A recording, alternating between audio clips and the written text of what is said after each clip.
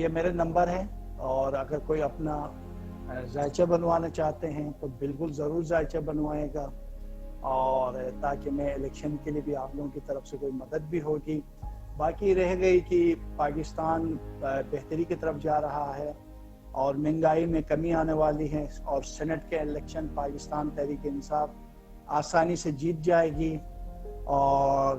नून के लिए थोड़ी सी बेहतरी है, पीपल पार्टी के लिए कोई ख़ास बेहतरी नहीं है, मौलाना फजल रहमान की जमात के लिए बिल्कुल बेहतरी नहीं है, उसके लिए बहुत मुश्किलात हैं।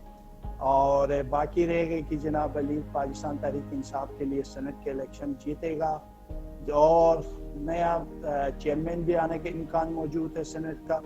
और साथ साथ इमरान खान की ताकत और क़ुव्वत में सेनेट में बहुत ज़बरदस्त तरीके से और इजाफा हो जाएगा, और साथ साथ जो है महंगाई में बहुत कमी आने वाली है, और कर्जे जो है वो इस दफ़ा पाकिस्तान अपने कर्जे उतारने वाला है,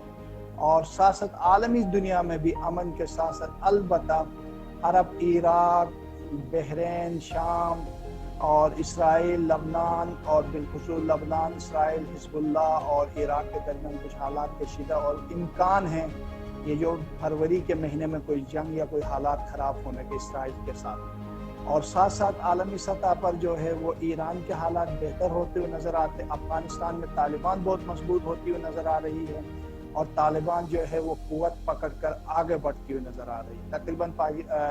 अफगानिस्तान में ये तकरीबन पावर में आते हुए नज़र आते हैं, और इसके अलावा पाकिस्तान के हालात बेहतर, अमन अमान के हवाले से हालात बेहतर नज़र आ रहे हैं, और काफ़ी हालात की बेहतरी के साथ साथ पाकिस्तान आगे बढ़ेगा, और इमरान खान 2021 आराम से आसानी के साथ